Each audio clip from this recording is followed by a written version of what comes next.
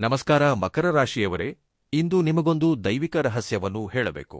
ನೀವು ಸದ್ಯ ಪಡುತ್ತಿರುವ ಈ ಕಷ್ಟಗಳು ನಿಮ್ಮನ್ನು ಸಂಕಟಕ್ಕೀಡು ಮಾಡಲು ಬಂದಿರುವುದಲ್ಲ. ನಿಮ್ಮನ್ನು ಒಂದು ಮಹಾ ಸಾಮ್ರಾಜ್ಯಕ್ಕೆ ಅಧಿಪತಿಯನ್ನಾಗಿ ಮಾಡಲು ಪ್ರಕೃತಿಯು ನಿಮಗೆ ನೀಡುತ್ತಿರುವ ಕಠಿಣ ತರಬೇತಿಯಾಗಿದೆ. ಮುಂಬರುವ ಈ ಜುಲೈ ತಿಂಗಳು, ವಿಶೇಷವಾಗಿ ಜುಲೈ 6, 7, 8 ಮತ್ತು 9ರ ಈ ದಿನಗಳು ನಿಮ್ಮ ಹಣೆಬರಹವನ್ನೇ ಬದಲಾಯಿಸಲಿವೆ. ಸೋಮವಾರದಿಂದ ಪ್ರಾರಂಭವಾಗಿ ಗುರುವಾರದವರೆಗಿನ ಈ ವಾರದ ದಿನಗಳಲ್ಲಿ ನಿಮ್ಮ ಕರ್ಮಚಕ್ರವು ಮುಗಿದು ನಿಮ್ಮ ಅದೃಷ್ಟದ ಬಾಗಿಲುಗಳು ತೆರೆಯಲಿವೆ. ನೀವು ಕೋಟ್ಯಾಧಿಪತಿಯಾಗುವ ಮುನ್ನ ನಿಮ್ಮ ಜೀವನದಲ್ಲಿ ಕಾಣಿಸಿಕೊಳ್ಳುವ ಆ 6 ವಿಚಿತ್ರ ಸಂಕೇತಗಳು ಯಾವುವು ಗೊತ್ತಾ? ನಿಮ್ಮ ಒಂಟಿತನದ ಹಿಂದೆ ಅಡಗಿರುವ ದೈವಿಕ ರಹಸ್ಯವೇನು ಎಂಬುದು ನಿಮಗೆ ತಿಳಿದಿದೆಯೇ? ಈ ವಿಡಿಯೋವನ್ನು ಒಮ್ಮೆ ಪ್ರಶಾಂತವಾಗಿ ಒಂಟಿಯಾಗಿ ನೋಡಿ. ಉತ್ತರಾಷಾಢ 2, 3, 4ನೇ ಪಾದಗಳು, ಶ್ರವಣ 1, 2, 3, 4ನೇ ಪಾದಗಳು ಹಾಗೂ ಧನಿಷ್ಠ 1, 2ನೇ ಪಾದಗಳಲ್ಲಿ ಜನಿಸಿದ ವ್ಯಕ್ತಿಗಳು ಮಕರ ರಾಶಿಯ ವ್ಯಾಪ್ತಿಗೆ ಬರುತ್ತಾರೆ. ಈ ರಾಶಿಯ ಅಧಿಪತಿ ಸಾಕ್ಷಾತ್ ಕರ್ಮಫಲ ದಾತನಾದ ಶನಿದೇವರು. ಮಕರ ರಾಶಿಯ ವ್ಯಕ್ತಿಗಳನ್ನು ಗಮನಿಸಿದರೆ ಇವರು ಕಠಿಣ ಶ್ರಮ ಹಾಗೂ ಶಿಸ್ತಿಗೆ ಅನ್ವರ್ಥನಾಮವಾಗಿದ್ದಾರೆ. ಇತರರಿಗೆ ಸಹಾಯ ಮಾಡುವುದರಲ್ಲಿ ಇವರು ಯಾವಾಗಲೂ ಮುಂಚೂಣಿಯಲ್ಲಿರುತ್ತಾರೆ. ಅಪಾರವಾದ ಕಾರ್ಯದಕ್ಷತೆ ಇವರ ಸ್ವಂತಿಕೆ. ಒಳ್ಳೆಯದು ಮತ್ತು ಕೆಟ್ಟದ್ದನ್ನು 100 ಬಾರಿ ಯೋಚಿಸಿದ ನಂತರವೇ ಯಾವುದೇ ಕೆಲಸವನ್ನು ಕೈಗೆತ್ತಿಕೊಳ್ಳುತ್ತಾರೆ. ಹಾಗೆಯೇ ಇವರಿಗೆ ಸಂಬಂಧಗಳು ಮತ್ತು ಅನುಬಂಧಗಳ ಬಗ್ಗೆ ಜವಾಬ್ದಾರಿ ತುಂಬಾ ಹೆಚ್ಚಾಗಿರುತ್ತದೆ. ಬಾಂಧವ್ಯವನ್ನು ಉಳಿಸಿಕೊಳ್ಳಲು ಎಂತಹ ಭಾರವನ್ನಾದರೂ ಹೊರಲು ಸಿದ್ಧರಿರುತ್ತಾರೆ. ಎಷ್ಟೋ ಬಾರಿ ರಾಜಿ ಮಾಡಿಕೊಳ್ಳಲು ಸಹ ಇವರು ಸಿದ್ಧರಿರುತ್ತಾರೆ. ಆದರೆ ಪ್ರತಿಯೊಬ್ಬ ಮನುಷ್ಯನೂ ತನ್ನ ಜೀವನದಲ್ಲಿ ಆತ್ಮ ಪ್ರಗತಿಗಾಗಿ ನಿರಂತರವಾಗಿ ಹಂಬಲಿಸುತ್ತಿರುತ್ತಾನೆ. ಯಾಕೆಂದರೆ ಪ್ರತಿಯೊಬ್ಬ ಮನುಷ್ಯನ ಬದುಕು ಸಾಗುವುದು ಹಣದಿಂದಲೇ. ಈ ಸಮಾಜದಲ್ಲಿ ಬದುಕಬೇಕಾದರೆ ಧನ ಎಂಬುದು ಪ್ರಧಾನ ಅಗತ್ಯವಾಗಿದೆ. ಪ್ರತಿಯೊಬ್ಬರೂ ಲಕ್ಷ್ಮೀದೇವಿಯ ಕಟಾಕ್ಷ ತನ್ನ ಮೇಲಿರಬೇಕೆಂದು ಬಯಸುತ್ತಾರೆ. ಮುಖ್ಯವಾಗಿ ಮಕರ ರಾಶಿಯವರು ಎದುರಿಸುತ್ತಿರುವ ಪ್ರಧಾನ ಸಮಸ್ಯೆ ಎಂದರೆ ಆರ್ಥಿಕ ಪರಿಸ್ಥಿತಿ. ಬಹಳಷ್ಟು ಜನರು ಸಾಲದ ಬಾಧೆಗಳಿಂದ, ಆರ್ಥಿಕ ಸಮಸ್ಯೆಗಳಿಂದ ತತ್ತರಿಸುತ್ತಿರುತ್ತಾರೆ. ಕೆಲವರಿಗೆ ಹಣವಿದ್ದರೂ ಮಾನಸಿಕ ನೆಮ್ಮದಿ ಇರುವುದಿಲ್ಲ. ಅಕಾರಣ ಆರೋಗ್ಯ ಸಮಸ್ಯೆಗಳು ಕಾಡುತ್ತಿರುತ್ತವೆ. ಕೌಟುಂಬಿಕ ಕಲಹಗಳು, ಮನಸ್ತಾಪಗಳು, ವ್ಯವಹಾರದಲ್ಲಿ ಏರುಪೇರುಗಳಿಂದ ಅನೇಕ ರೀತಿಯ ತೊಂದರೆಗಳನ್ನು ಅನುಭವಿಸುತ್ತಿರುತ್ತಾರೆ. ಆದರೆ ಮಕರ ರಾಶಿಯವರೇ, ನೀವು ಎಂತಹದ್ದೇ ಸಮಸ್ಯೆಯಿಂದ ಬಳಲುತ್ತಿದ್ದರೂ ಸಹ ಖಂಡಿತವಾಗಿಯೂ ನಿಮಗೆ ಒಳ್ಳೆಯ ದಿನಗಳು ಬರಲಿವೆ. ಅದಕ್ಕೊಂದು ಬಲವಾದ ಜ್ಯೋತಿಷ್ಯ ಕಾರಣವೂ ಇದೆ. ನಿಮಗೆ ನೆನಪು ಮಾಡುತ್ತಿದ್ದೇನೆ, ನಿಮ್ಮ ಕಷ್ಟಗಳ ಶನಿ ದೆಸೆ ಪೂರ್ಣಗೊಂಡಿದೆ. ಈಗ ನಿಮ್ಮ ರಾಶ್ಯಾಧಿಪತಿಯಾದ ಶನಿದೇವರು ಮೀನರಾಶಿಯ ಮಧ್ಯಭಾಗದಲ್ಲಿ ಸಂಚರಿಸುತ್ತಿದ್ದಾನೆ. ಜ್ಯೋತಿಷ್ಯ ಶಾಸ್ತ್ರದ ಪ್ರಕಾರ ತೃತೀಯದಲ್ಲಿ ಶನಿಯು ಅಪಾರವಾದ ಧೈರ್ಯವನ್ನು, ಶತ್ರುಗಳ ಮೇಲೆ ವಿಜಯವನ್ನು ಮತ್ತು ಊಹಿಸಲಾಗದ ಧನಲಾಭವನ್ನು ನೀಡುತ್ತಾನೆ. ಜುಲೈ 6ರ ಸೋಮವಾರದಿಂದ ಹಿಡಿದು ಜುಲೈ 9ರ ಗುರುವಾರದ ಅವಧಿಯಲ್ಲಿ ಆ ಭಗವಂತನು ನಿಮ್ಮ ಮೇಲೆ ಆಶೀರ್ವಾದವನ್ನು ಸುರಿಸಲಿದ್ದಾನೆ. ಲಕ್ಷ್ಮೀದೇವಿಯು ನಿಮ್ಮ ಮೇಲೆ ಕರುಣಾ ಕಟಾಕ್ಷವನ್ನು ಬೀರಲಿದ್ದಾಳೆ. ಆ ಆನಂದದಾಯಕ ದಿನಗಳು ಬರುವ ಮುನ್ನ ನಿಮಗೆ ಕೆಲವು ಶುಭ ಸೂಚನೆಗಳು ಖಂಡಿತವಾಗಿಯೂ ಕಾಣಿಸುತ್ತವೆ. ಆ ಸಂಕೇತಗಳ ಮೂಲಕ ಪ್ರಕೃತಿಯು ನಿಮಗೆ ಏನು ಹೇಳಲು ಹೊರಟಿದೆ ಎಂಬುದನ್ನು ಸ್ಪಷ್ಟವಾಗಿ ಅರ್ಥಮಾಡಿಕೊಳ್ಳಬಹುದು. ಇದು ಕೇವಲ ಸಾಮಾನ್ಯ ಜ್ಯೋತಿಷ್ಯ ವಿಶ್ಲೇಷಣೆಯಲ್ಲ, ನೀವು ಇಳಿಸಿದ ಕಣ್ಣೀರಿಗೆ ಕಾಲವು ನೀಡಲಿರುವ ಉತ್ತರವಾಗಿದೆ. ಮಕರ ರಾಶಿಯಲ್ಲಿ ಜನಿಸಿದವರು ಸಾಮಾನ್ಯ ವ್ಯಕ್ತಿಗಳಲ್ಲ. ಅವರ ಜೀವನವು ಒಂದು ದೈವಿಕ ಯೋಜನೆಯೊಂದಿಗೆ ಮುಡಿಪಾಗಿರುತ್ತದೆ. ನೀವು ಭೂಮಿಯ ಮೇಲೆ ಹೆಜ್ಜೆಯಿಟ್ಟ ಕ್ಷಣದಿಂದಲೇ ಒಂದು ಅದೃಶ್ಯ ಶಕ್ತಿಯು ನಿಮ್ಮ ಪ್ರಯಾಣವನ್ನು ಮುನ್ನಡೆಸುತ್ತಿದೆ. ಇದು ಕೇವಲ ಕಷ್ಟಗಳು ಮಾತ್ರವಲ್ಲ, ಸಾಕ್ಷಾತ್ ಶನಿದೇವರು ನಿಮಗೆ ಕಲಿಸುತ್ತಿರುವ ಶಿಸ್ತು, ಆಳವಾದ ಆಲೋಚನೆ ಮತ್ತು ಅತ್ಯುನ್ನತ ನ್ಯಾಯಕ್ಕೆ ಸಾಕ್ಷಿಯಾಗಿದೆ. ಅದಕ್ಕಾಗಿಯೇ ಮಕರ ರಾಶಿಯವರು ಚಿಕ್ಕ ವಯಸ್ಸಿನಿಂದಲೇ ಅತ್ಯಂತ ಪ್ರಬುದ್ಧ ಆಲೋಚನೆಗಳನ್ನು ಹೊಂದಿರುತ್ತಾರೆ. ನೀವು ಎಲ್ಲೇ ಅನ್ಯಾಯ ನಡೆದರೂ ನಿಶ್ಶಬ್ದವಾಗಿ ಇರಲು ಸಾಧ್ಯವಿಲ್ಲ. ನಿಮ್ಮ ವೈಯಕ್ತಿಕ ನಷ್ಟವನ್ನು ಭರಿಸಲು ಸಿದ್ಧರಿರುತ್ತೀರಿ. ಆದರೆ ತಪ್ಪು ಎಂದು ಅನಿಸಿದ ಜಾಗದಲ್ಲಿ ತಲೆಬಾಗಿಸುವ ಜಾತಕ ನಿಮ್ಮದಲ್ಲ. ನಿಮ್ಮ ರಾಜಿ ಇಲ್ಲದ ಪ್ರಾಮಾಣಿಕತೆಯು ಈ ಲೋಕಕ್ಕೆ ಕೋಪ ಅಥವಾ ಅಹಂಕಾರದಂತೆ ಕಾಣಿಸಬಹುದು.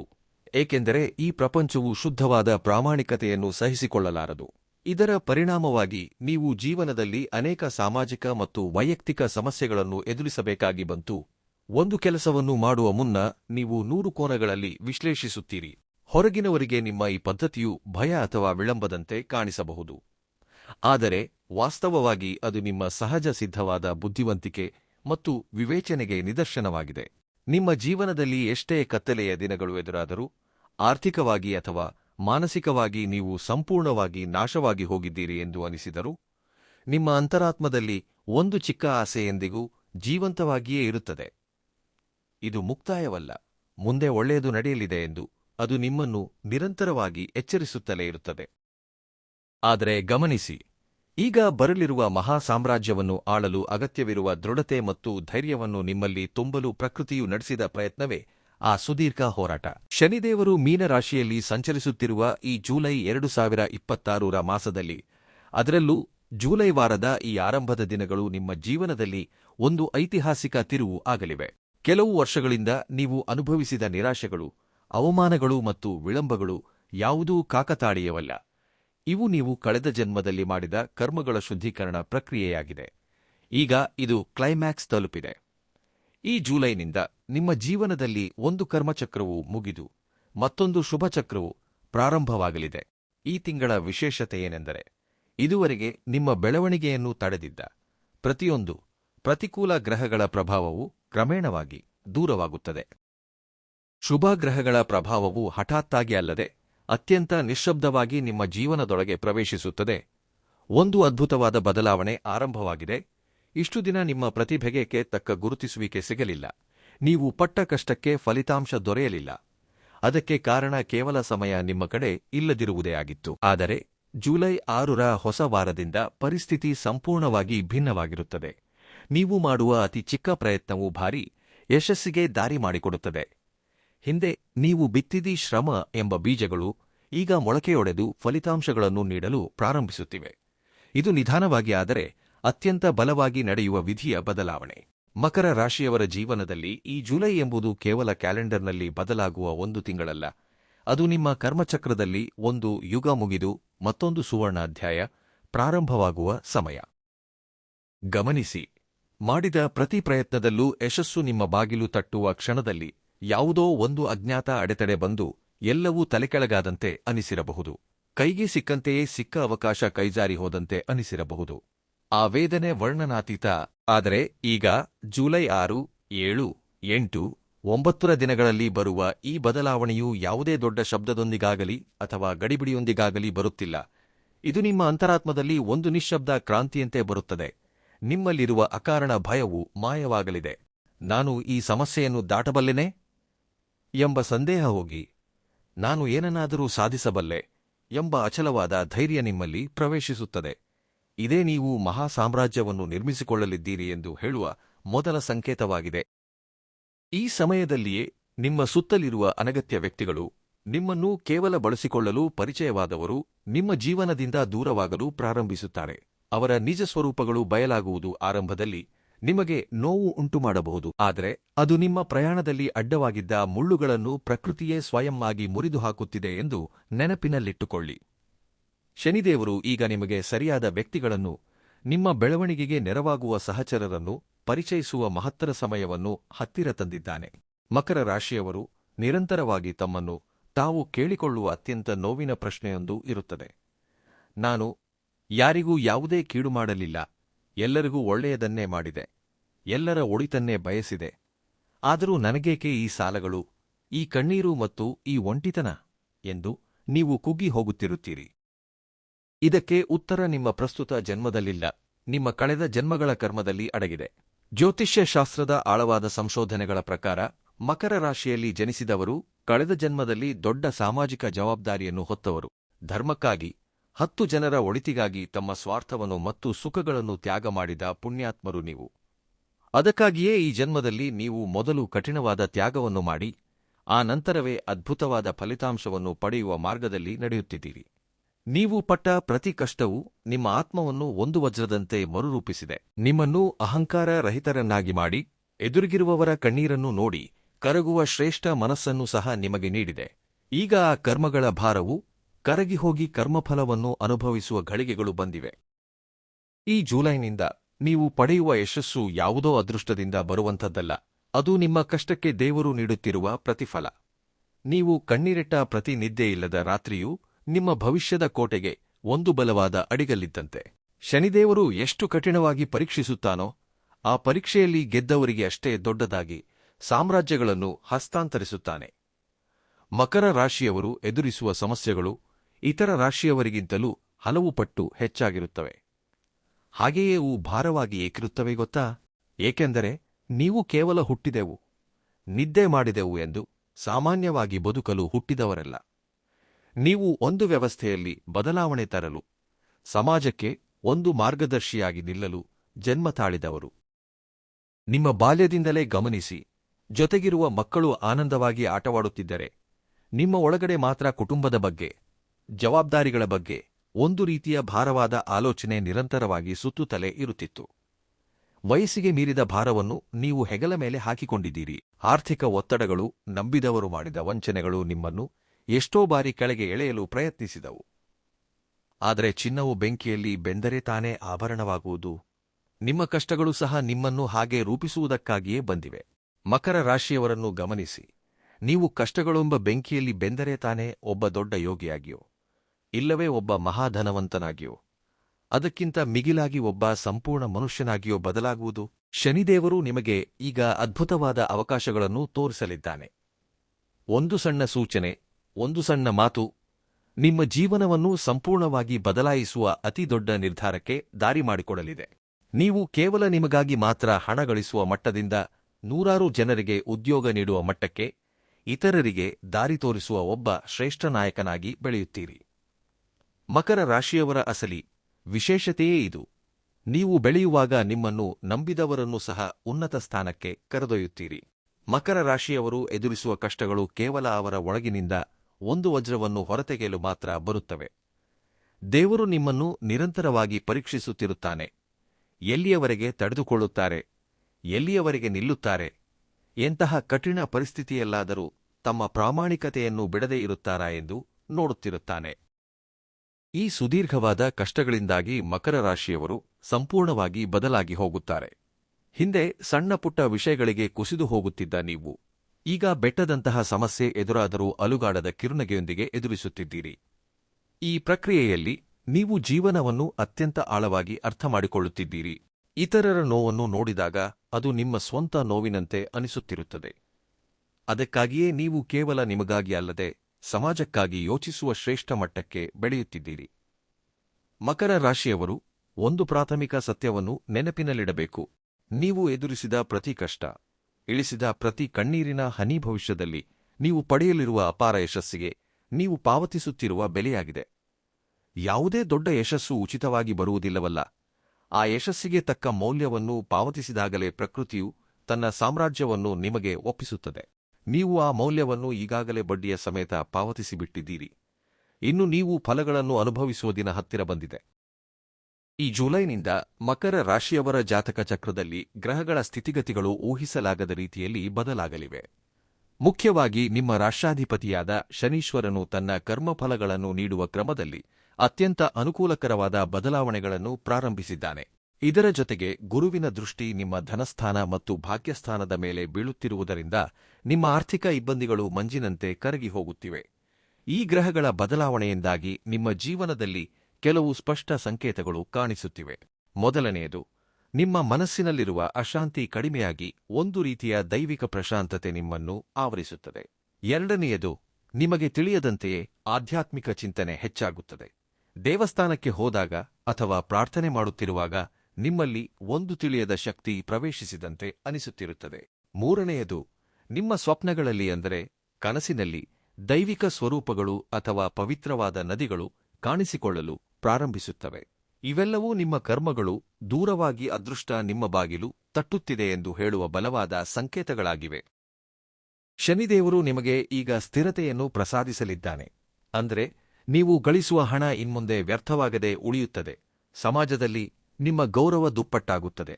ನೀವು ಕೋಟ್ಯಧಿಪತಿಯಾಗುವ ಮುನ್ನ ಪ್ರಕೃತಿಯು ನಿಮಗೆ ಮತ್ತೊಂದು ಪ್ರಮುಖ ಸಂಕೇತವನ್ನು ನೀಡುತ್ತದೆ. ಅದೇನೆಂದರೆ, ನಿಮಗೆ ಅತ್ಯಂತ ಕಷ್ಟ ಎಂದು ಅನಿಸುತ್ತಿದ್ದ ಕೆಲಸಗಳು ಅಕಸ್ಮಾತ್ತಾಗಿ ಸುಲಭವಾಗಿ ಪೂರ್ಣಗೊಳ್ಳಲು ಪ್ರಾರಂಭಿಸುತ್ತವೆ. ಎಷ್ಟು ದಿನ ನಿಮ್ಮನ್ನು ವಿಮರ್ಶಿಸುತ್ತಿದ್ದವರು ಈಗ ನಿಮ್ಮ ಹತ್ತಿರ ಬಂದು ಸಲಹೆಗಳನ್ನು ಕೇಳುತ್ತಾರೆ. ಮಕರ ರಾಶಿಯ ವಿಶೇಷತೆಯೇನೆಂದರೆ, ನೀವು ಕಷ್ಟಕಾಲದಲ್ಲಿ ಒಂಟಿಯಾಗಿದ್ದರೂ ಸುಖಕಾಲದಲ್ಲಿ ಎಲ್ಲರನ್ನೂ ಒಳಗೂಡಿಸಿಕೊಂಡು ಹೋಗುತ್ತೀರಿ. ಗ್ರಹಗಳ ಅನುಕೂಲತೆಯಿಂದಾಗಿ ಈ ಜುಲೈ 6, 7, 8, 9ರ ದಿನಗಳಲ್ಲಿ ನೀವು ಇಡುವ ಪ್ರತಿ ಹೆಜ್ಜೆಯಲ್ಲೂ ದೈವಿಕ ಸಹಾಯ ನಿಮಗೆ ಜೊತೆಯಾಗಿರಲಿದೆ. ನಿಮ್ಮ ಆಲೋಚನೆಗಳು ಕಾರ್ಯರೂಪಕ್ಕೆ ಬಂದು ಆದಾಯದ ಮಾರ್ಗಗಳು ಅಪ್ರಯತ್ನವಾಗಿ ತೆರೆದುಕೊಳ್ಳುತ್ತವೆ. ನೀವು ಕೇವಲ ನಿಮ್ಮ ಒಂಟಿ ಅಭಿವೃದ್ಧಿಗಾಗಿ ಅಲ್ಲದೆ 10 ಜನರಿಗೆ ದಾರಿ ತೋರಿಸುವ ಮಟ್ಟಕ್ಕೆ ಬೆಳೆಯುತ್ತಿರುವುದರಿಂದ ನಿಮ್ಮ ಪಟ್ಟುಬಿಡದ ಜವಾಬ್ದಾರಿ, ಪ್ರಾಮಾಣಿಕತೆ ಮತ್ತು ಶನೀಶ್ವರನ ಕರುಣೆ ಒಟ್ಟಾಗಿ ನಿಮ್ಮನ್ನು ಕೋಟ್ಯಧಿಪತಿಗಳ ಪಟ್ಟಿಯಲ್ಲಿ ನಿಲ್ಲಿಸಲಿವೆ. ಇಷ್ಟು ದಿನ ನೀವು ಅನುಭವಿಸಿದ ಆ ಕತ್ತಲೆಯ ರಾತ್ರಿಗಳು ಮುಗಿದು ಹೋಗಿವೆ. ನಿಮ್ಮ ಜೀವನದಲ್ಲಿ ಒಂದು ಉಜ್ವಲವಾದ ಸೂರ್ಯೋದಯವಾಗಲಿದೆ. ಧೈರ್ಯವಾಗಿ ಮುನ್ನಡೆಯಿರಿ. ಯಶಸ್ಸು ನಿಮಗಾಗಿಯೇ ಕಾಯುತ್ತಿದೆ. ಒಬ್ಬ ವ್ಯಕ್ತಿ ಕೋಟ್ಯಧಿಪತಿಯಾಗಿ ಬದಲಾಗುವುದು ಎಂದರೆ ಕೇವಲ ಬ್ಯಾಂಕ್ ಬ್ಯಾಲೆನ್ಸ್ ಹೆಚ್ಚಾಗುವುದಲ್ಲ, ಅದು ಒಂದು ಆಂತರಿಕ ನಡವಳಿಕೆ. ಈ ಜುಲೈನಿಂದ ಮಕರ ರಾಶಿಯವರಲ್ಲಿ ಕಾಣಿಸುವ ಮೊದಲ ಲಕ್ಷಣವೆಂದರೆ ನಿಶ್ಶಬ್ದ. ಹಿಂದೆ ಪ್ರತಿ ವಿಷಯಕ್ಕೂ ಪ್ರತಿಕ್ರಿಯಿಸುತ್ತಿದ್ದ ನೀವು ಅಕಸ್ಮಾತ್ತಾಗಿ ಮೌನಿಯಾಗಿ ಬದಲಾಗುತ್ತೀರಿ. ಅನಗತ್ಯ ಚರ್ಚೆಗಳು, ಇತರರಿಗೆ ನಿಮ್ಮ ಯೋಜನೆಗಳನ್ನು ಹೇಳಿಕೊಳ್ಳಬೇಕೆಂಬ ಆತುರ ಸಂಪೂರ್ಣವಾಗಿ ಕಡಿಮೆಯಾಗುತ್ತದೆ. ಇದು ಒಂಟಿತನವಲ್ಲ, ನಿಮ್ಮ ಒಳಗಿನ ಶಕ್ತಿಯನ್ನು ಒಂದು ದೊಡ್ಡ ಗುರಿಗಾಗಿ ಒಟ್ಟುಗೂಡಿಸಿಕೊಳ್ಳುವುದಾಗಿದೆ. ಇನ್ನು ಎರಡನೇ ಲಕ್ಷಣವೇನೆಂದರೆ, ನೀವು ಹಿಂದೆ ಎಷ್ಟೋ ಇಷ್ಟಪಡುತ್ತಿದ್ದ ವ್ಯಕ್ತಿಗಳು ಅಥವಾ ನೆನಪುಗಳು ಅಕಸ್ಮಾತ್ತಾಗಿ ಬೇಸರ ತರಿಸುತ್ತವೆ. ಹಳೆಯ ವಿಷಯಗಳ ಮೇಲಿನ ಆಸಕ್ತಿ ಸತ್ತುಹೋಗುವುದು ಎಂದರೆ ನಿಮ್ಮ ಆತ್ಮವು ಒಂದು ಹೊಸ ಉನ್ನತ ದಿಕ್ಕಿನಲ್ಲಿ ಸಾಗಲು ಹಳೆಯ ಬಂಧಗಳನ್ನು ಕಡಿದುಕೊಳ್ಳುತ್ತಿದೆ ಎಂದು ಅರ್ಥ. ಮೂರನೆಯದು, ನಿಮ್ಮಲ್ಲಿ ಒಂದು ವಿಚಿತ್ರವಾದ ಭಯ ಮಿಶ್ರಿತ ಧೈರ್ಯ ಕಾಣಿಸುತ್ತಿರುತ್ತದೆ. ಭವಿಷ್ಯದ ಜವಾಬ್ದಾರಿಗಳ ಬಗ್ಗೆ ಒಂದು ರೀತಿಯ ಆತಂಕವಿದ್ದಾಗ್ಯೂ ಒಳಗೊಳಗೆ ಮಾತ್ರ ನಾನು ಏನನ್ನಾದರೂ ಮಾಡಬಲ್ಲೆ, ಈ ಸ್ಥಿತಿಯಿಂದ ನಾನು ಹೊರಬರಬಲ್ಲೆ ಎಂಬ ಅಚಲವಾದ ನಂಬಿಕೆ ಏರ್ಪಡುತ್ತದೆ. ಈ ಭಯ ಮತ್ತು ಧೈರ್ಯ ಒಟ್ಟಿಗೆ ಇರುವುದೇ ನೀವು ಒಂದು ಮಹಾ ಸಾಮ್ರಾಜ್ಯವನ್ನು ನಿರ್ಮಿಸಿಕೊಳ್ಳಲಿದ್ದೀರಿ ಎಂದು ಹೇಳುವ ಪ್ರಾಥಮಿಕ ಸಂಕೇತವಾಗಿದೆ. ಮಕರ ರಾಶಿಯವರು ಅನ್ಯಾಯವನ್ನು ಅಸ್ತಿತ್ವದಲ್ಲೇ ಸಹಿಸುವುದಿಲ್ಲ. ಇಷ್ಟು ಕಾಲ ಮೌನವಾಗಿ ಭರಿಸಿದ ನೀವು ಈಗ ತಪ್ಪು ಎಂದು ಅನಿಸಿದ ಜಾಗದಲ್ಲಿ ಯಾರನ್ನಾದರೂ ಎದುರಿಸುವ ಧೈರ್ಯ ಮಾಡುತ್ತೀರಿ. ಇದರಿಂದಾಗಿ ಕೆಲವು ವ್ಯಕ್ತಿಗಳು ನಿಮಗೆ ದೂರವಾಗಬಹುದು, ಆದರೆ ಈ ಪ್ರಾಮಾಣಿಕತೆಯೇ ನಿಮ್ಮ ಬೆಳವಣಿಗೆಗೆ ಅಡಿಪಾಯ ಹಾಕುತ್ತದೆ. ಐದನೆಯದಾಗಿ, ನಿಮಗೆ ತಿಳಿಯದಂತೆಯೇ ಆಧ್ಯಾತ್ಮಿಕತೆಯ ಕಡೆಗೆ ಆಕರ್ಷಿತರಾಗುತ್ತೀರಿ. ದೇವರು, ಧ್ವಜ, ಧ್ಯಾನ, ಮಂತ್ರ ಜಪದಂತಹ ಅಂಶಗಳು ನಿಮಗೆ ಮಾನಸಿಕ ಪ್ರಶಾಂತತೆಯನ್ನು ನೀಡುತ್ತವೆ. ನಿಮ್ಮ ಜೀವನ ಸಂಪೂರ್ಣವಾಗಿ ಬದಲಾಗುವ ಆ ಕ್ಷಣ ಈಗ ಬಂದೇ ಬಿಟ್ಟಿದೆ. ಇದು ನಿಮ್ಮ ಬಡತನದಿಂದ ಬರುವ ಭಕ್ತಿಯಲ್ಲ, ಒಂದು ದೊಡ್ಡ ಜವಾಬ್ದಾರಿಯನ್ನು ನಿಮಗೆ ಒಪ್ಪಿಸುವ ಮುನ್ನ ಅದಕ್ಕೆ ಬೇಕಾದ ಮಾನಸಿಕ ಸ್ಥಿರತೆಯನ್ನು ಪ್ರಕೃತಿಯು ನಿಮಗೆ ಪ್ರಸಾದಿಸುತ್ತಿದೆ.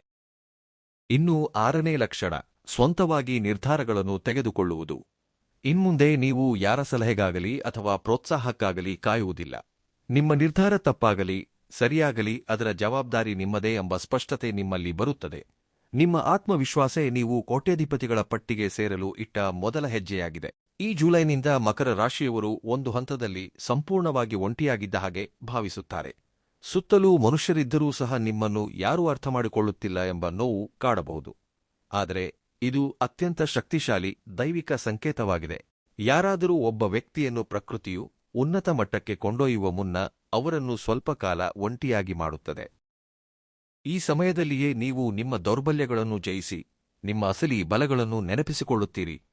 ಹೊರಗಿನ ಪ್ರಪಂಚದ ಶಬ್ದ ಕಡಿಮೆಯಾದಾಗ ನಿಮ್ಮ ಅಂತರಾತ್ಮದ ಧ್ವನಿ ನಿಮಗೆ ಕೇಳಿಸುತ್ತದೆ.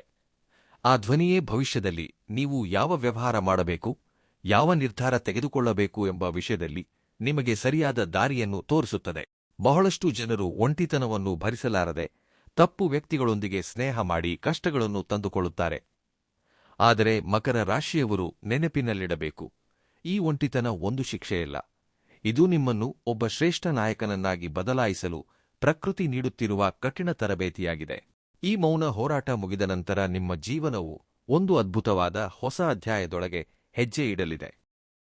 ಜುಲೈನಿಂದ ಮಕರ ರಾಶಿಯವರು ವಿಚಿತ್ರವಾದ ಮಾನಸಿಕ ಸ್ಥಿತಿಯನ್ನು ಅನುಭವಿಸುತ್ತಾರೆ. ಅದು ಅವರ ಕನಸುಗಳ ರೂಪದಲ್ಲಿ ಕಾಣಿಸುತ್ತದೆ. ಈ ಸಮಯದಲ್ಲಿ ಬರುವ ಕನಸುಗಳು ಸಾಮಾನ್ಯವಾದವುಗಳಲ್ಲ, ಅವು ನಿಮ್ಮ ಆತ್ಮವು ಸಿದ್ಧವಾಗುತ್ತಿದೆ ಎಂದು ಹೇಳುವ ದೈವಿಕ ಸಂಕೇತಗಳಾಗಿವೆ. ನಿಮಗೆ ಪದೇ ಪದೇ ದೊಡ್ಡ ದೇವಸ್ಥಾನಗಳು, ಹರಿಯುತ್ತಿರುವ ನಿರ್ಮಲವಾದ ಜಲಾಶಯಗಳು ಅಥವಾ ಬೆಳಕಿನಿಂದ ತುಂಬಿದ ಮೆಟ್ಟಿಲುಗಳು, ಎತ್ತರದ ಕಟ್ಟಡಗಳು ಕಾಣಿಸುತ್ತಿವೆ ಎಂದರೆ ನಿಮ್ಮ ಜೀವನದಲ್ಲಿ ಒಂದು ಭಾರಿ ಬದಲಾವಣೆ ಬರಲಿದೆ ಎಂದು ಅರ್ಥ. ಈ ಚಿಹ್ನೆಗಳು ನಿಮ್ಮ ಅಂತರಾತ್ಮದ ಉನ್ನತ ಹಂತಕ್ಕೆ ಸಂಕೇತಗಳಾಗಿವೆ. ಮುಖ್ಯವಾಗಿ ಮಕರ ರಾಶಿಯವರಿಗೆ ಈ ಬದಲಾವಣೆಯು ದೈಹಿಕ ಕಷ್ಟಕ್ಕಿಂತಲೂ ಮೊದಲು ಮಾನಸಿಕ ಪರಿಪಕ್ವತೆಯ ಮೂಲಕ ಪ್ರಾರಂಭವಾಗುತ್ತದೆ. ಈ ಕನಸುಗಳ ಮೂಲಕ ನಿಮಗೆ ಒಂದು ಸ್ಪಷ್ಟ ಸಂದೇಶ ತಲುಪುತ್ತದೆ: ನೀವು ಹೊಸ ಜವಾಬ್ದಾರಿಗಳಿಗೆ, ಅಪಾರವಾದ ಧನಪ್ರಾಪ್ತಿಗೆ ಸಿದ್ಧರಾಗುತ್ತಿದ್ದೀರಿ ಎಂದು. ಇವುಗಳನ್ನು ನಿರ್ಲಕ್ಷಿಸಬೇಡಿ. ಈ ಸಂಕೇತಗಳ ನಂತರವೇ ನಿಮ್ಮ ಜೀವನದಲ್ಲಿ ಊಹಿಸದ ತಿರುವುಗಳು ಬರಲು ಪ್ರಾರಂಭಿಸುತ್ತವೆ. ಮುಂಬರುವ ಐಶ್ವರ್ಯದ ಬಗ್ಗೆ ಉಂಟಾಗುವ ಭಯವು ನಿಮ್ಮ ಜವಾಬ್ದಾರಿಯುತ ನಡವಳಿಕೆಗೆ ನಿದರ್ಶನವಾಗಿದೆ. ಅಂದರೆ ಆ ಅಪಾರವಾದ ಧನಯೋಗ ಒಲಿಯುವ ಮುನ್ನ ಮಕರ ರಾಶಿಯವರು ಒಂದು ವಿಚಿತ್ರವಾದ ಮಾನಸಿಕ ಸ್ಥಿತಿಯನ್ನು ಎದುರಿಸುತ್ತಾರೆ. ನನ್ನ ಜೀವನ ಒಮ್ಮೆಗೆ ಬದಲಾಗಿ ಹೋದರೆ ನಾನು ಅದನ್ನು ತಡೆದುಕೊಳ್ಳಬಲ್ಲೆನೇ ಎಂದು ಒಂದು ಅಜ್ಞಾತ ಭಯ ನಿಮ್ಮನ್ನು ಬೆನ್ನಟ್ಟುತ್ತಿರುತ್ತದೆ. ಇದು ಕೇವಲ ಹಣದ ಬಗೆಗಿನ ಭಯವಲ್ಲ, ಆ ಹಣದೊಂದಿಗೆ ಬರುವ ಜವಾಬ್ದಾರಿಯ ಬಗೆಗಿನ ಆತಂಕ. ನಾನು ಈ ಮಟ್ಟವನ್ನು ಉಳಿಸಿಕೊಳ್ಳಬಲ್ಲೆನೇ? ನನ್ನ ಕೌಟುಂಬಿಕ ಜವಾಬ್ದಾರಿಗಳನ್ನು ಸಕ್ರಮವಾಗಿ ನಿರ್ವಹಿಸಬಲ್ಲೆನೇ? ನನ್ನ ನಿರ್ಧಾರಗಳು ನಾಳೆ ನನ್ನನ್ನು ಎಲ್ಲಿಗೆ ಕರೆದೊಯ್ಯುತ್ತವೆ ಎಂದು ಸಾವಿರಾರು ಪ್ರಶ್ನೆಗಳು ನಿಮ್ಮ ಮೆದುಳಿನಲ್ಲಿ ಸುತ್ತುತ್ತಿರುತ್ತವೆ. ಇದು ನಿಮ್ಮ ಜೀವನದಲ್ಲಿ ಅತ್ಯಂತ ಪ್ರಮುಖವಾದ ಸಂಧಿಕಾಲ. ಬಹಳಷ್ಟು ಜನರು ಈ ಹಂತದಲ್ಲಿ ಹೆದರಿ ಪ್ರಕೃತಿ ನೀಡುತ್ತಿರುವ ಅದ್ಭುತ ಅವಕಾಶಗಳನ್ನು ಕೈಬಿಟ್ಟು ಹಿಂದೆ ಸರಿಯುತ್ತಾರೆ. ಆದರೆ ಮಕರ ರಾಶಿಯವರು ನೆನಪಿನಲ್ಲಿಡಬೇಕಾದ್ದು, ಈ ಭಯ ನಿಮ್ಮ ಅರ್ಹತೆಯನ್ನು ಪರೀಕ್ಷಿಸಲು ದೇವರು ಇಟ್ಟ ಪರೀಕ್ಷೆಯಾಗಿದೆ. ಕೇವಲ ಗಳಿಸುವುದು ಮುಖ್ಯವಲ್ಲ, ಆ ಸಂಪತ್ತನ್ನು ನಿರ್ವಹಿಸುವ ಮಟ್ಟಕ್ಕೆ ನಿಮ್ಮ ವ್ಯಕ್ತಿತ್ವ ಬೆಳೆಯಬೇಕು. ಈ ಜುಲೈನಿಂದ ನಿಮ್ಮ ಮೇಲೆ, ನಿಮ್ಮ ಶ್ರಮದ ಮೇಲೆ ನಂಬಿಕೆಯನ್ನು ಹೆಚ್ಚಿಸಿಕೊಳ್ಳಿ. ಭಯವಿದ್ದಾಗ್ಯೂ ಧೈರ್ಯವಾಗಿ ಇಡುವ ಒಂದೇ ಒಂದು ಹೆಜ್ಜೆ ನಿಮ್ಮ ದರಿದ್ರವನ್ನು ತೊಡೆದುಹಾಕಿ ನಿಮ್ಮನ್ನು ಕೋಟ್ಯಧಿಪತಿಗಳ ಸಾಲಿನಲ್ಲಿ ನಿಲ್ಲಿಸುತ್ತದೆ. ಮಕರ ರಾಶಿಯವರು ಈ ಜುಲೈನಿಂದ ತಮ್ಮ ವೈಯಕ್ತಿಕ ಜೀವನದಲ್ಲಿ ಒಂದು ರೀತಿಯ ಒಂಟಿತನವನ್ನು ಅಥವಾ ಸಂಬಂಧಗಳ ದೂರವನ್ನು ಗಮನಿಸುತ್ತಿರುತ್ತಾರೆ. ಅತ್ಯಂತ ಪ್ರಾಣಪ್ರಿಯ ಎಂದು ಭಾವಿಸಿದ ವ್ಯಕ್ತಿಗಳು ದೂರವಾಗುವುದು, ಪತಿ ಪತ್ನಿಯರ ನಡುವೆ ಸಣ್ಣಪುಟ್ಟ ಅಪಾರ್ಥಗಳು, ಸ್ನೇಹಿತರು ಅಥವಾ ಬಂಧುಗಳಿಂದ ನಿರ್ಲಕ್ಷ್ಯ, ಇವೆಲ್ಲವೂ ನಿಮ್ಮನ್ನು ತೀವ್ರವಾಗಿ ಗಾಯಗೊಳಿಸಬಹುದು. ನಾನು ಎಲ್ಲರಿಗೂ ಒಳ್ಳೆಯದನ್ನೇ ಮಾಡಿದೆ ಅಲ್ವಾ, ಮತ್ತೆ ನನಗೇಕೆ ಈ ಕೊರತೆ ಎಂದು ನೀವು ಒಳಗೊಳಗೆ ಕುಗ್ಗಿ ಹೋಗುತ್ತಿರುತ್ತೀರಿ. ಆದರೆ ನಿಜವೇನೆಂದರೆ ಇದು ಶಾಪವಲ್ಲ, ಇದೊಂದು ಶುಭ ಸಂಕೇತ. ನೀವು ತಲುಪಲಿರುವ ಅತ್ಯುನ್ನತ ಸ್ಥಾನಕ್ಕೆ ನಿಮ್ಮ ಹಳೆಯ ಜೀವನದ ಪ್ರತಿಯೊಬ್ಬ ವ್ಯಕ್ತಿಯೂ ಜೊತೆಗೆ ಬರಲು ಸಾಧ್ಯವಿಲ್ಲ. ನಿಮ್ಮ ದೌರ್ಬಲ್ಯಗಳನ್ನು ನೆನಪಿಸುತ್ತಾ ನಿಮ್ಮನ್ನು ಹಿಂದೆ ಎಳೆಯುವ ಸಂಬಂಧಗಳನ್ನು ಪ್ರಕೃತಿಯೇ ಸ್ವಯಮಾಗಿ ದೂರ ಮಾಡುತ್ತದೆ. ಈ ವಿರಹವು ಮೊದಲು ಹೃದಯವನ್ನು ಭಾರವಾಗಿಸಿದರೂ ಸ್ವಲ್ಪ ಸಮಯದ ನಂತರ ನೀವು ಗಮನಿಸುತ್ತೀರಿ, ಆ ಸಂಬಂಧವಿದ್ದಾಗ ನೀವು ಎಷ್ಟರ ಮಟ್ಟಿಗೆ ಅಣಚಲ್ಪಟ್ಟಿದ್ದೀರಿ, ನಿಮ್ಮ ನಿಜ ಸ್ವರೂಪವನ್ನು ಮುಚ್ಚಿಡಲು ಎಷ್ಟು ಪ್ರಯತ್ನಿಸಿದ್ದೀರಿ ಎಂಬುದು ನಿಮಗೆ ಅರ್ಥವಾಗುತ್ತದೆ. ಈ ಜುಲೈ ನಂತರ ನಿಮ್ಮ ಜೀವನದಲ್ಲಿ ಯಾರು ಇರಬೇಕು, ಯಾರು ಹೊರಟು ಹೋಗಬೇಕು ಎಂಬುದನ್ನು ಕಾಲವೇ ನಿರ್ಧರಿಸುತ್ತದೆ. ಒಂಟಿಯಾಗಿ ನಿಂತಾಗಷ್ಟೇ ಮನುಷ್ಯ ನಿಜವಾದ ಬಲಶಾಲಿಯಾಗುತ್ತಾನೆ. ಆ ಒಂಟಿತನವೇ ನಿಮ್ಮ ಯಶಸ್ಸಿಗೆ ಅಸಲಿ ಅಡಿಪಾಯವಾಗುತ್ತದೆ. ಈ ಜುಲೈ ಕಳೆಯುತ್ತಿದ್ದಂತೆ ಮಕರ ರಾಶಿಯವರ ಜೀವನದಲ್ಲಿ ಒಂದು ಅಸ್ಥಿರತೆ ಎಂಬುದು ಕಾಣಿಸುತ್ತಿರುತ್ತದೆ. ಎಷ್ಟೋ ಕಾಲದಿಂದ ಸ್ಥಿರವಾಗಿದೆ ಅಂದುಕೊಂಡ ಉದ್ಯೋಗ ಅಕಸ್ಮಾತ್ತಾಗಿ ಬೇಸರ ತರಿಸಬಹುದು ಅಥವಾ ಲಾಭದಾಯಕವಾಗಿದ್ದರೂ ಸಹ ವ್ಯವಹಾರದ ಮೇಲಿನ ಆಸಕ್ತಿ ಕಡಿಮೆಯಾಗಬಹುದು. ಕೆಲವರಿಗೆ ಉದ್ಯೋಗದಲ್ಲಿ ಬದಲಾವಣೆ ಅಥವಾ ಉದ್ಯೋಗ ಕಳೆದುಕೊಳ್ಳುವ ಪರಿಸ್ಥಿತಿಗಳು ಸಹ ಎದುರಾಗಬಹುದು. ಇದು ಕೇಳಲು ಭಯಂಕರವಾಗಿದ್ದರೂ ಇದರ ಹಿಂದೆ ಒಂದು ಅದ್ಭುತವಾದ ಪರಮಾರ್ಥವಿದೆ. ನೀವು ಪ್ರಸ್ತುತ ಇರುವ ಸ್ಥಾನವು ನಿಮ್ಮ ಅಪಾರವಾದ ಸಾಮರ್ಥ್ಯಕ್ಕೆ ಸಾಕಾಗುತ್ತಿಲ್ಲ. ನಿಮ್ಮ ಆತ್ಮವು ಯಾವುದೋ ದೊಡ್ಡದನ್ನು ಸಾಧಿಸಬೇಕೆಂದು ಪರಿತಪಿಸುತ್ತಿರುತ್ತದೆ. ಅದಕ್ಕಾಗಿಯೇ ಆ ಅಸಮಾಧಾನ. ಈ ಹಂತದಲ್ಲಿ ಹೆದರಿ ಯಾವ ಕೆಲಸ ಸಿಕ್ಕರೆ ಆ ಕೆಲಸವನ್ನು ಒಪ್ಪಿಕೊಳ್ಳಬೇಡಿ. ಹಳೆಯ ನಿರ್ಮಾಣ ಉರುಳಿ ಹೋದರೆ ತಾನೇ ಹೊಸ ಸಾಮ್ರಾಜ್ಯವನ್ನು ನಿರ್ಮಿಸಲು ಸಾಧ್ಯ. ಈ ಸಮಯದಲ್ಲಿ ನಿಮ್ಮಲ್ಲಿ ಬರುವ ಹೊಸ ವ್ಯವಹಾರದ ಆಲೋಚನೆಗಳು, ಸ್ವತಂತ್ರವಾಗಿ ಬೆಳೆಯಬೇಕೆಂಬ ಆಸೆಗಳು ಕಾಕತಾಳೀಯವಲ್ಲ. ಅವು ನಿಮ್ಮೊಳಗಿನ ಅಸಲಿ ಶಕ್ತಿಯನ್ನು ಎಚ್ಚರಿಸುವ ಸಂಕೇತಗಳಾಗಿವೆ. ಜುಲೈ 6ರ ನಂತರ ನಿಮ್ಮ ಮುಂದೆ ಬರುವ ಒಂದು ಸಣ್ಣ ಅವಕಾಶ, ಅದು ಒಬ್ಬ ವ್ಯಕ್ತಿಯ ರೂಪದಲ್ಲೂ ಇರಬಹುದು ಅಥವಾ ಹೊಸ ಆಲೋಚನೆಗಳ ರೂಪದಲ್ಲೂ ಇರಬಹುದು, ನಿಮ್ಮ ಜೀವನವನ್ನು ಬದಲಾಯಿಸುವ ಬೀಜದಂತೆ ಬದಲಾಗಲಿದೆ. ಮಕರ ರಾಶಿಯವರು ತಮ್ಮ ಜೀವನದ ಒಂದು ಹಂತದಲ್ಲಿ ಅತ್ಯಂತ ಕಠಿಣವಾದ ನಿಜವನ್ನು ಒಪ್ಪಿಕೊಳ್ಳಬೇಕಾಗುತ್ತದೆ. ಅದೇನೆಂದರೆ, ನನ್ನ ಕಷ್ಟದಲ್ಲಿ ನನಗಾಗಿ ಯಾರೂ ನಿಲ್ಲಲಿಲ್ಲ, ನನ್ನ ಪ್ರಯಾಣವನ್ನು ನಾನು ಒಂಟಿಯಾಗಿಯೇ ಸಾಗಿಸಬೇಕು. ಇದು ಕೇಳಲು ತುಂಬ ನೋವುಂಟು ಮಾಡಿದರೂ ಸಹ ಇದೇ ನಿಮ್ಮ ಯಶಸ್ಸಿಗೆ ಅಸಲಿ ಅಡಿಪಾಯವಾಗಿದೆ.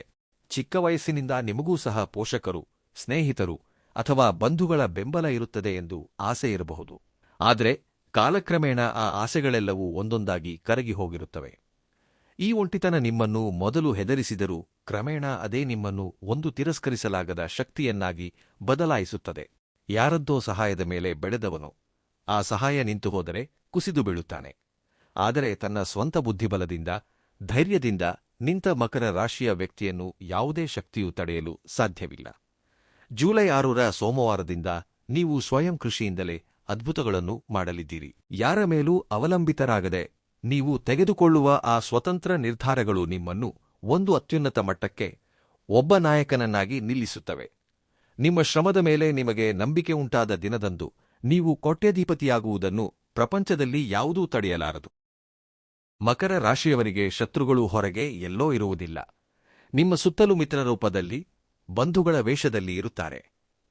ಇವರು ನಿಮ್ಮ ಮೇಲೆ ನೇರವಾಗಿ ದಾಳಿ ಮಾಡುವುದಿಲ್ಲ, ಆದರೆ ಮಾತುಗಳಿಂದ ಹಾಗೂ ಅವಮಾನಗಳಿಂದ ನಿಮ್ಮ ಮನವನ್ನು ಕುಗ್ಗಿಸಲು ನೋಡುತ್ತಾರೆ. ಆದರೆ ಮಕರ ರಾಶಿಯವರ ವಿಶೇಷತೆಯೇನೆಂದರೆ, ನೀವು ಅವರೊಂದಿಗೆ ಹೋರಾಡುವ ಸಮಯವನ್ನು ವ್ಯರ್ಥ ಮಾಡಿಕೊಳ್ಳುವುದಿಲ್ಲ. ನಿಮ್ಮ ಕೆಲಸದಲ್ಲಿ ನೀವು ನಿಮಗ್ಗರಾಗಿ ಸಾಧಿಸುವ ಯಶಸ್ಸೇ ನಿಮ್ಮ ಶತ್ರುಗಳಿಗೆ ಅಸಲಿ ಶಿಕ್ಷೆಯಾಗಿದೆ. ಜುಲೈ 6ರಿಂದ 9ರ ಈ ವಿಶೇಷ ದಿನಗಳಲ್ಲಿ ನಿಮ್ಮ ಬೆಳವಣಿಗೆಯನ್ನು ನೋಡಿ ಆ ಶತ್ರುಗಳೇ ತಮ್ಮ ತಪ್ಪನ್ನು ತಿಳಿದುಕೊಳ್ಳುತ್ತಾರೆ ಅಥವಾ ನಿಮ್ಮ ಸಹಾಯವನ್ನು ಕೋರುವ ಸ್ಥಿತಿಗೆ ಬರುತ್ತಾರೆ. ಇನ್ನು ಹಣದ ವಿಷಯಕ್ಕೆ ಬಂದರೆ, ಇದುವರೆಗೆ ನಿಮ್ಮ ಕೈಯಲ್ಲಿ 1 ರೂಪಾಯಿಯೂ ನಿಲ್ಲದೆ ಇರಬಹುದು. ಆದರೆ ಜುಲೈ ನಂತರ ಒಂದು ಪರಿಪಕ್ವತೆ ಬರುತ್ತದೆ. ಅನಗತ್ಯವಾದ ಹಣದ ಖರ್ಚುಗಳನ್ನು ಕಡಿಮೆ ಮಾಡಿ ಭಾವೋದ್ವೇಗದಿಂದಲ್ಲದೆ ಆಲೋಚನೆಯಿಂದ ಹಣವನ್ನು ಬಳಸಲು ಪ್ರಾರಂಭಿಸುತ್ತೀರಿ. ಹಣ ಗಳಿಸುವುದು ದೊಡ್ಡದಲ್ಲ, ಅದನ್ನು ಉಳಿಸಿಕೊಳ್ಳುವುದೇ ಅಸಲಿ ಸಂಪತ್ತು ಎಂದು ನೀವು ಗ್ರಹಿಸುತ್ತೀರಿ. ಆದಾಯ ಹೆಚ್ಚಾಗುವುದು ಮಾತ್ರವಲ್ಲ, ಆ ಆದಾಯವನ್ನು ವೃದ್ಧಿಸುವ ತಿಳುವಳಿಕೆಯೂ ಸಹ ನಿಮಗೆ ದಕ್ಕುತ್ತದೆ. ಮಕರ ರಾಶಿಯವರು ಎಷ್ಟೇ ಶ್ರಮಿಸಿದರೂ ಒಂದು ಅದೃಶ್ಯ ದೈವಿಕ ಶಕ್ತಿಯ ಬೆಂಬಲ ಇಲ್ಲದಿದ್ದರೆ ಪೂರ್ಣ ಫಲಿತಾಂಶ ಸಿಗುವುದಿಲ್ಲ. ಅದಕ್ಕಾಗಿಯೇ ಜುಲೈನಿಂದ ನೀವು ಕೆಲವು ಸಣ್ಣ ಆಧ್ಯಾತ್ಮಿಕ ನಿಯಮಗಳನ್ನು ಪಾಲಿಸುವುದು ತುಂಬಾ ಮುಖ್ಯ. ಇದು ಕೇವಲ ಭಕ್ತಿಗಾಗಿ ಅಲ್ಲ, ನಿಮ್ಮ ಮನಸ್ಸನ್ನು ಸ್ಥಿರವಾಗಿಟ್ಟುಕೊಳ್ಳಲು. ಯಾವುದಾದರೂ ಒಂದು ಮಂತ್ರವನ್ನು ಅಥವಾ ನಾಮವನ್ನು ಮನಪೂರ್ವಕವಾಗಿ ಜಪಿಸುವುದರಿಂದ ನಿಮ್ಮಲ್ಲಿನ ಅನಗತ್ಯ ಭಯಗಳು, ಕೋಪ ಕಡಿಮೆಯಾಗಿ ನಿರ್ಧಾರಗಳನ್ನು ತೆಗೆದುಕೊಳ್ಳುವ ಶಕ್ತಿ ಹೆಚ್ಚಾಗುತ್ತದೆ. ನಿಮ್ಮ ಜೀವನ ಸಂಪೂರ್ಣವಾಗಿ ಬದಲಾಗುವ ಆ ಕ್ಷಣ ಈಗ ಬಂದೇ ಬಂದಿದೆ. ಹಿಂದೆ ಪಟ್ಟ ಕಣ್ಣೀರು, ನಿದ್ದೆಯಿಲ್ಲದ ರಾತ್ರಿಗಳೆಲ್ಲವೂ ನಿಮ್ಮನ್ನು ಈ ಮಟ್ಟಕ್ಕೆ ತಲುಪಿಸುವುದಕ್ಕಾಗಿಯೇ ಎಂಬುದನ್ನು ನೀವು ಶೀಘ್ರದಲ್ಲೇ ಗುರುತಿಸುತ್ತೀರಿ. ಸಮಸ್ಯೆಗಳಿಲ್ಲದಿರುವುದು ಯಶಸ್ಸಲ್ಲ, ಸಮಸ್ಯೆಗಳಿಲ್ಲದಿರುವುದು ಯಶಸ್ಸಲ್ಲ. ಸಮಸ್ಯೆಗಳನ್ನು ಎದುರಿಸುವ ಬೆಟ್ಟದಂತಹ ಧೈರ್ಯವನ್ನು ಹೊಂದಿರುವುದೇ ಅಸಲಿ ಯಶಸ್ಸು. ಆದರೆ ಮಕರ ರಾಶಿಯವರೇ, ನೀವು ಇದುವರೆಗೆ ಕೇಳಿದ ಈ ಮಾತುಗಳು ಸಾಮಾನ್ಯವಾದವುಗಳಲ್ಲ. ಇದು ನಿಮ್ಮ ಭವಿಷ್ಯದ ಬಗ್ಗೆ ವಿಧಿಯು ನಿಮಗೆ ಕಳುಹಿಸುತ್ತಿರುವ ಸ್ಪಷ್ಟ ಸಂದೇಶವಾಗಿದೆ. ನೀವು ನಿಶ್ಶಬ್ದವಾಗಿ ಭರಿಸಿದ ನೋವುಗಳು ಯಾವುದೂ ವ್ಯರ್ಥವಾಗಿಲ್ಲ. ಜುಲೈ 6ರ ಸೋಮವಾರದ ಶುಭ ಮುಹೂರ್ತದಿಂದ ನಿಮ್ಮ ಕರ್ಮಗಳ ಭಾರ ಕಡಿಮೆಯಾಗಿ ಅದೃಷ್ಟ ದೇವತೆ ನಿಮ್ಮ ಮನೆ ಬಾಗಿಲು ತಟ್ಟಲಿದ್ದಾಳೆ. ನೀವು ಕೋಟ್ಯಾಧಿಪತಿಯಾಗುವ ಪ್ರಯಾಣ ಈಗ ಪ್ರಾರಂಭವಾಗುತ್ತದೆ. ಈ ಬದಲಾವಣೆಯನ್ನು ಧೈರ್ಯವಾಗಿ ಆಹ್ವಾನಿಸಿ. ಮಕರ ರಾಶಿಯವರೇ, ಇದುವರೆಗೆ ನೀವು ಪಟ್ಟ ಕಷ್ಟಗಳು ಸಾಕು. ಜುಲೈನಿಂದ ಬರಲಿರುವ ಅದ್ಭುತ ಬದಲಾವಣೆಯನ್ನು ಆಹ್ವಾನಿಸಲು ನೀವು ಮನಪೂರ್ವಕವಾಗಿ ಸಿದ್ಧರಾಗಿದ್ದೀರಾ? ಆದರೆ ಮಕರ ರಾಶಿಯವರೇ, ಈ ಜುಲೈ ತಿಂಗಳಿನಲ್ಲಿ ನೀವು ಪಡುತ್ತಿರುವ ಶ್ರಮಕ್ಕೆ ತಕ್ಕ ಫಲಿತಾಂಶ ಸಿಗಬೇಕಾದರೆ, ಗ್ರಹಗಳ ಅನುಕೂಲತೆಯನ್ನು ನೀವು ಸಂಪೂರ್ಣವಾಗಿ ಪಡೆಯುವಂತೆ ಈ ಪರಿಹಾರಗಳನ್ನು ಖಂಡಿತವಾಗಿಯೂ ಪಾಲಿಸಿ. ಇವು ಕೇವಲ ಆಚಾರಗಳಲ್ಲ, ನಿಮ್ಮ ಮನಸ್ಸನ್ನು, ನಿಮ್ಮ ಸುತ್ತಲಿರುವ ಶಕ್ತಿಯನ್ನು ಬದಲಾಯಿಸುವ ಸಾಧನಗಳಾಗಿವೆ. ಕೇತು ಪರಿಹಾರ. ಪ್ರಸ್ತುತ 8ನೇ ಮನೆಯಲ್ಲಿರುವ ಕೇತುವಿನಿಂದ ಉಂಟಾಗುವ ಅಕಾರಣ ಭಯಗಳು, ಆತ್ಮನ್ಯೂನತೆ ಮತ್ತು ಏನು ನಡೆಯುವುದೋ ಎಂಬ ಆತಂಕ ದೂರವಾಗಲು ಪ್ರತಿದಿನ ವಿನಾಯಕನಿಗೆ ಗರಿಕೆಯಿಂದ ಪೂಜೆ ಮಾಡಿ. ಸಾಧ್ಯವಾದರೆ ಗಣಪತಿ ಅಥರ್ವ ಶೀರ್ಷವನ್ನು ಪಠಿಸಿ ಅಥವಾ ಕೇಳಿ. ಇದು ನಿಮ್ಮಲ್ಲಿನ ನಕಾರಾತ್ಮಕ ಆಲೋಚನೆಗಳನ್ನು ದೂರ ಮಾಡಿ ನಿಮಗೆ ಸಾಮಾನ್ಯವಲ್ಲದ ಧೈರ್ಯವನ್ನು ನೀಡುತ್ತದೆ. ದುರ್ಗಾ ಪರಿಹಾರ. ನಿಮ್ಮ ಮಾತುಗಳಲ್ಲಿ ಬರುವ ಕಾಠಿಣ್ಯದಿಂದಾಗಿ ಕುಟುಂಬದಲ್ಲಿ ಅಥವಾ ಬಂಧುಗಳೊಂದಿಗೆ ಬರುವ ಮನಸ್ತಾಪಗಳು ಕಡಿಮೆಯಾಗಲು ಪ್ರತಿ ಶನಿವಾರ ದುರ್ಗಾದೇವಿಯ ಆಲಯದಲ್ಲಿ ನಿಂಬೆಹಣ್ಣಿನ ದೀಪವನ್ನು ಹಚ್ಚಿ ಅಥವಾ ಪ್ರತಿದಿನ ನಿದ್ರಿಸುವ ಮುನ್ನ ದುರ್ಗಾ ಅಷ್ಟೋತ್ತರವನ್ನು ಓದಿ. ಇದು ನಿಮ್ಮ ಮನೆಯಲ್ಲಿ ಪ್ರಶಾಂತವಾದ ವಾತಾವರಣವನ್ನು ಉಳಿಸುತ್ತದೆ. ಶಿವ ಪರಿಹಾರ. ಇನ್ನು ಕುಜನ ಪ್ರಭಾವದಿಂದ ಉಂಟಾಗುವ ಉದ್ವೇಗ, ಅನಗತ್ಯ ಕೋಪ ಕಡಿಮೆಯಾಗಲು ಪ್ರತಿ ಸೋಮವಾರ ಶಿವಾಲಯದಲ್ಲಿ ಸಾಧ್ಯವಾದರೆ ಅಭಿಷೇಕವನ್ನು ಮಾಡಿಸಿ. ಶಿವನ ಆಶೀರ್ವಾದವು ನಿಮ್ಮಲ್ಲಿ ಸ್ಥಿರತೆಯನ್ನು ಹೆಚ್ಚಿಸುತ್ತದೆ. ಜೀವನವನ್ನು ಬದಲಾಯಿಸುವ ಆ ಕ್ಷಣ ಈಗ ಬಂದೇ ಬಂದಿದೆ ಎಂದು ನೀವು ನಂಬುತ್ತಿದ್ದೀರಲ್ಲವೇ? ಅದಕ್ಕೆ ಪೂರಕವಾಗಿ ಈ ಜುಲೈ ತಿಂಗಳಿನಲ್ಲಿ, ವಿಶೇಷವಾಗಿ ಜುಲೈ 6, 7, 8, 9ರ ವಾರದ ದಿನಗಳಲ್ಲಿ ಪ್ರತಿದಿನ ಕನಿಷ್ಠ 108 ಬಾರಿ ಈ ಕೆಳಗಿನ ನಾಮವನ್ನು ಜಪಿಸಿ. ನಿಮಗೆ ಸಾಧ್ಯವಾದರೆ ಪ್ರತಿದಿನವೂ ಸಹ ಜಪಿಸಬಹುದು. ಓಂ ಹನುಮತೆ ನಮಃ. ಏಕೆಂದರೆ ಮಕರ ರಾಶಿಯ ಅಧಿಪತಿ ಶನಿ. ಆಂಜನೇಯ ಸ್ವಾಮಿಯನ್ನು ಸ್ಮರಿಸುವುದರಿಂದ ನಿಮಗೆ ಕರ್ಮಫಲಗಳು ಸಾನುಕೂಲವಾಗಿ ಬದಲಾಗುತ್ತವೆ. ಹಾಗೆಯೇ ಆಂಜನೇಯ ಸ್ವಾಮಿಯ ನಾಮವನ್ನು ಜಪಿಸುವುದರಿಂದ ನಿಮ್ಮಲ್ಲಿನ ಭಯಗಳು ಮಾಯವಾಗಿ ಒಬ್ಬ ಯೋಗಿಗೆ ಇರಬೇಕಾದಷ್ಟು ದೃಢತೆ ನಿಮ್ಮಲ್ಲಿ ಹೆಚ್ಚಾಗುತ್ತದೆ. ಈ ಮಂತ್ರವನ್ನು ಅಥವಾ ನಾಮವನ್ನು ನೀವು ಎಷ್ಟು ನಿಶ್ಶಬ್ದವಾಗಿ, ಎಷ್ಟು ಏಕಾಗ್ರತೆಯಿಂದ ಜಪಿಸುತ್ತೀರೋ ನಿಮ್ಮ ನಿರ್ಧಾರಗಳು ಅಷ್ಟು ಸ್ಪಷ್ಟವಾಗಿ ಬದಲಾಗುತ್ತವೆ. ಜುಲೈ ತಿಂಗಳು ನಿಮ್ಮ ಜೀವನಕ್ಕೆ ಹೊಸ ಹಂತವನ್ನು ತೋರಿಸುತ್ತದೆ ಎಂದು ನಂಬಿ ತಾಳ್ಮೆಯಿಂದ ಮುನ್ನಡೆಯಿರಿ. ಆ ಪರಮಶಿವನ ಆಶೀರ್ವಾದ, ಶನಿದೇವನ ಕರುಣೆ ಮತ್ತು ಆಂಜನೇಯ ಸ್ವಾಮಿಯ ಕೃಪೆ ಯಾವಾಗಲೂ ನಿಮ್ಮ ಮೇಲಿರಲಿ ಎಂದು ಮನಪೂರ್ವಕವಾಗಿ ಬಯಸುತ್ತೇವೆ. ನಿಮ್ಮ ಪ್ರೀತಿಯ ಸನಾತನ ಭಜರಂಗಿ ವಾಣಿ ಚಾನೆಲ್ ಅನ್ನು ಸಬ್ಸ್ಕ್ರೈಬ್ ಮಾಡಲು ಮರೆಯಬೇಡಿ. ಎಲ್ಲರಿಗೂ ಧನ್ಯವಾದಗಳು.